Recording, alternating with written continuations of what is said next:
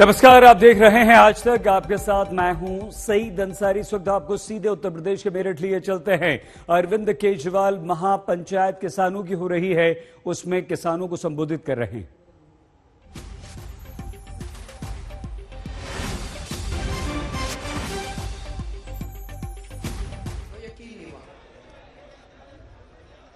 हमारे देश के महान किसान नेता बाबा महेंद्र सिंह टिकैत के सुपुत्र राकेश सिंह टिकैत जी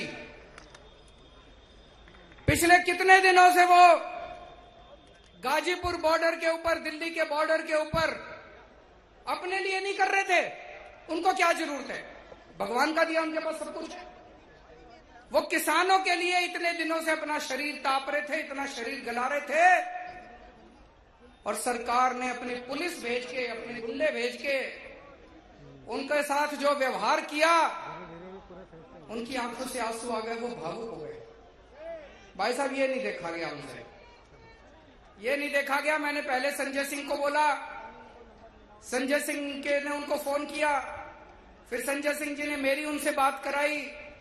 मैंने राकेश सिंह जी को एक ही बात बोली, मैंने कहा जी आप बिल्कुल चिंता मत करो, आप ये बताओ आपको क्या चाहिए, हम हैं आपके साथ। जय जवान, जय जवान।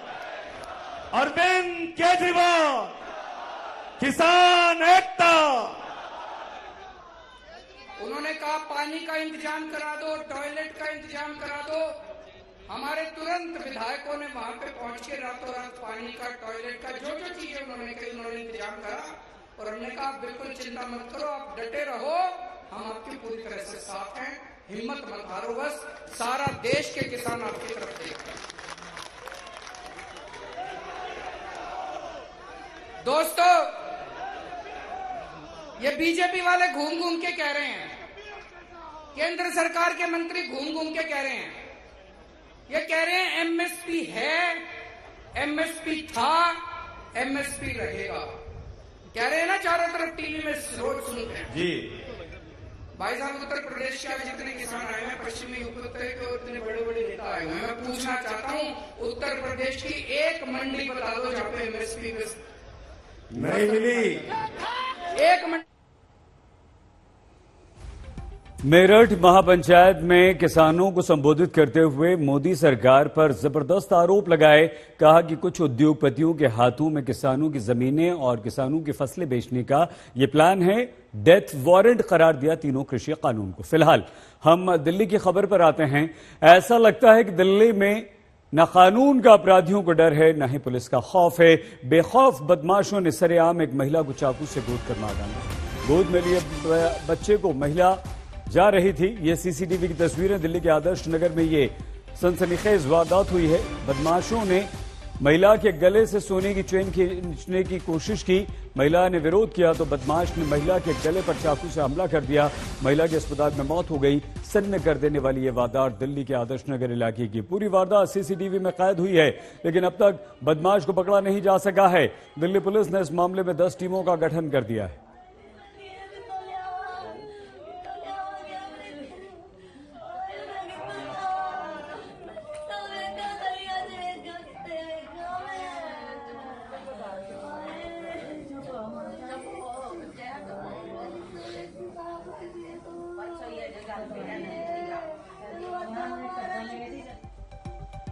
ये वो तस्वीर है, देखिए।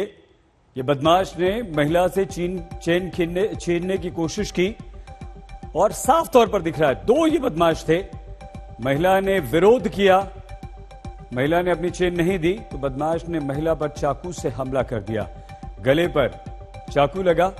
महिला को अस्पताल में भर्ती कराया गया, इलाज के लिए ले जाया गया, लेकिन वहां पर डॉक्टर्स ने इस महिला को मृत घोषित किया। सीसीटीवी कैमरा में ये पूरी की पूरी दिल दहला देने वाली वारदात कैद हुई है।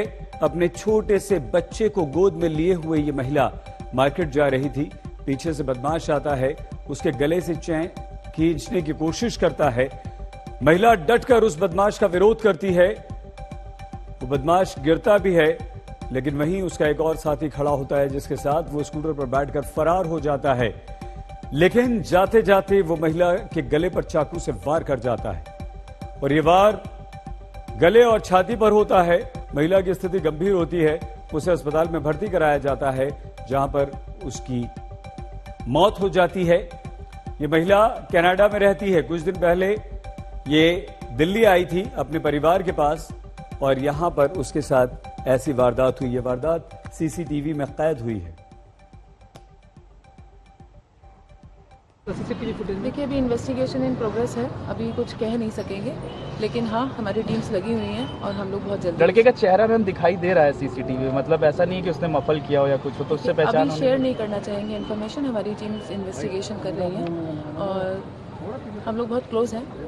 अच्छा मैम, स्नैचिंग ही वजह है या और भी पहलुओं से जांच की जा रही है? जैसा फुटेज में आया है और जैसा इंसिडेंट सामने आया है लोकल इंक्वायरी से भी, ये स्नैचिंग का ही अटेम्प्ट है और उसी में से ही ये कार्रवाई। मैम, ये इसका जो चेन थी क्या वो ले जा पाया वो या नहीं ले पाया? अटेम्प्ट किया था। अटेम्प्ट किया है। वो बस दवाई लेने बच्चे की गए यहाँ तक, यहाँ से उसके पीछे पीछे वो लड़का जा रहा है, उसने पैंडल डाल रखा था, उस लड़की ने छोटा बच्चा उठाया है, उसने पैंडल खींचा, उसने चक्कू पता नहीं होगा चक्कू के साथ काट दिया, उसने ऐसे पकड़ लिया पैंडल को, उसने छोड़ा नहीं, मतलब तो वो ना उसने ऐसे मतलब झपट्टा मारा ना तो वो गिर गया। उसने इतना बड़ा भी नहीं था कह रहे देखने में लड़का, तो उसको उसने अपने वालों वो उसने कहा कि चलो फटकारें, तो वो जब ऐसे उसने सीधी मुड़ी है तो उसको चक्कू 2 बार चक्कू मार दिया। उसने कहा चक्कू मारूंगा तो छोड़ देगी पैंडल। अच्छा, मार के भाग गया वाला की ना ले। यहाँ पे ना वो दूसरा लड़का भी था एक, उसके साथ बाइक पे आया हुआ, वो कैमरे में आया, उसको बिठा के ले गया। अच्छा, बाइक से ही आया था। अच्छा, ये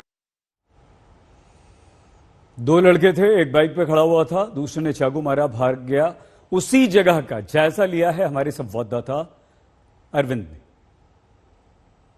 कल 25 साल की सिमरन कौर जो पंजाब से अपने मायके अपने परिवार से मिलने के लिए आई थी और इसी गली में बाकायदा जो चैन स्नेचर थे वो पीछा कर रहे थे। सिमरन कौर के साथ उनका 1.5 साल का बच्चा भी था और यहीं पर जैसा कि पूरी वारदात सीसीटीवी कैमरे में कैद भी हुई है, यहीं पर जो चैन स्नेचर है मैं आपको दिखाना चाहूंगा, वो बाकायदा सिमरन कौर का पीछा करते हुए आता है, चैन स्नेचिंग करने की कोशिश करता है।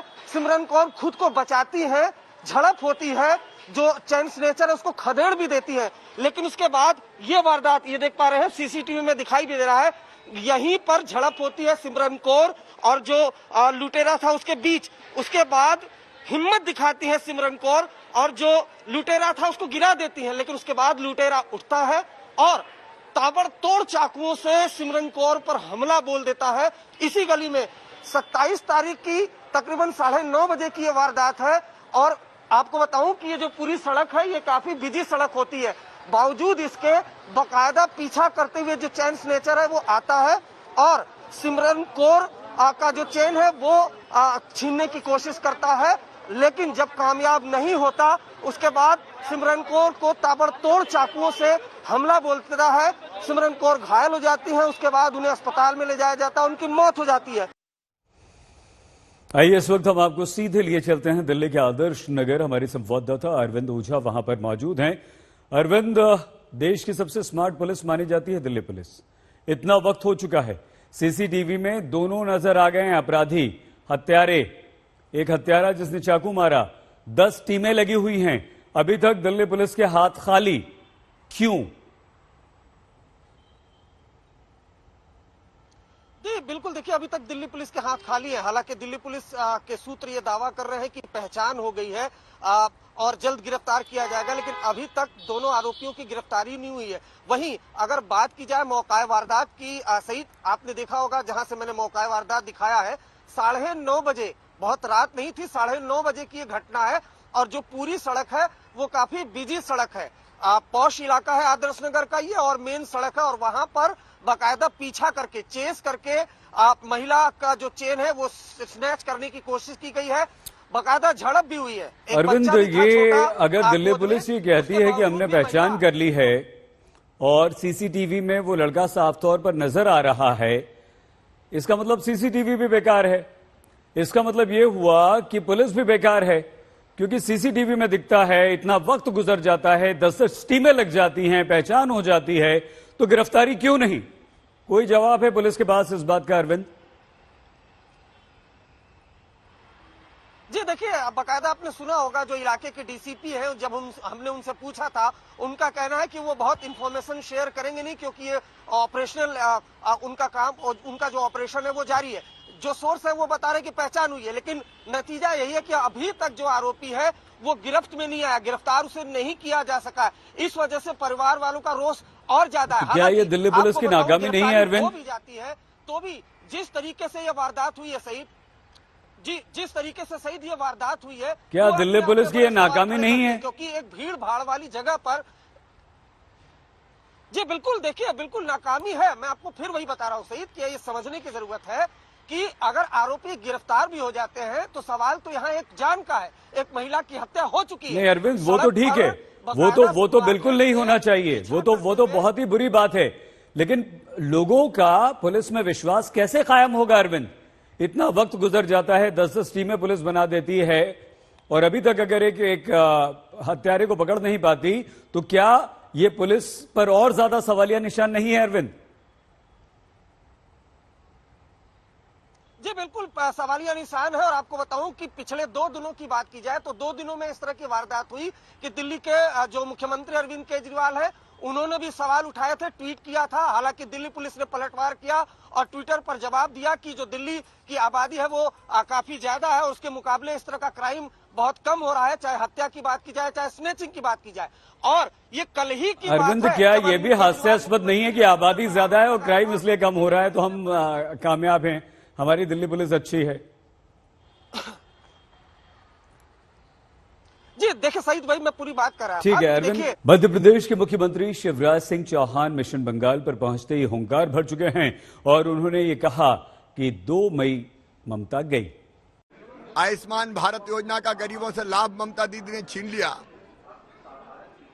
और पश्चिम बंगाल को बांट ही दिया, और बांटा इस सेंस में के तुष्टीकरण कर रही है। अब ये तुष्टीकरण जनता सहन नहीं करेगी।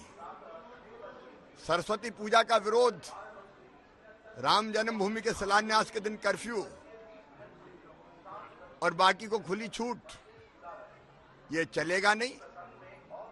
और इसलिए कितनी भी मारपीट करवा लें, यहां परिवर्तन होकर रहेगा, भारतीय जनता पार्टी जीतेगी।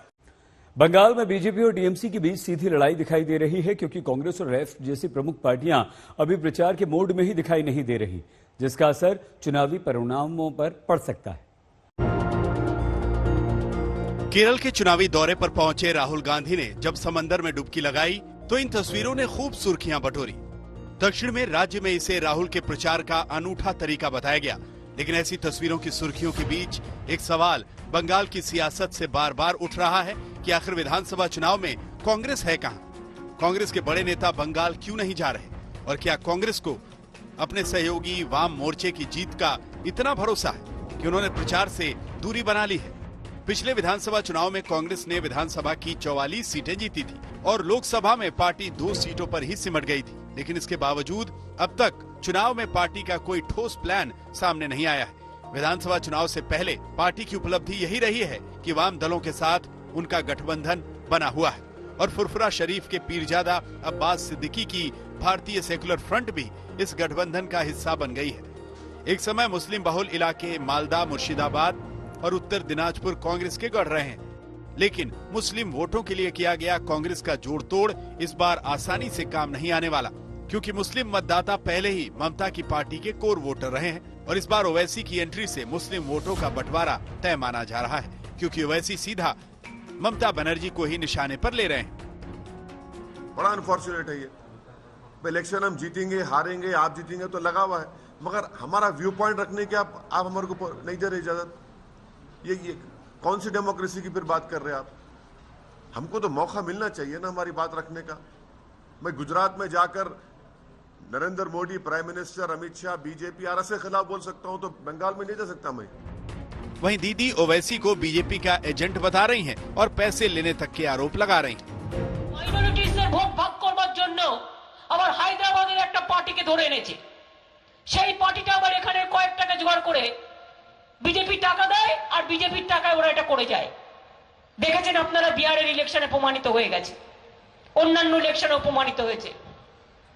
হিন্দুদের কাছে গিয়ে বলবে ওদের খুব হিন্দু মুসলিমদের বলবে ওই নেতাগুলোকে, সব মুসলিমরা নয়, ওই হায়দ্রাবাদের ওই নেতাদের, ওরা বিজেপির সমর্থক।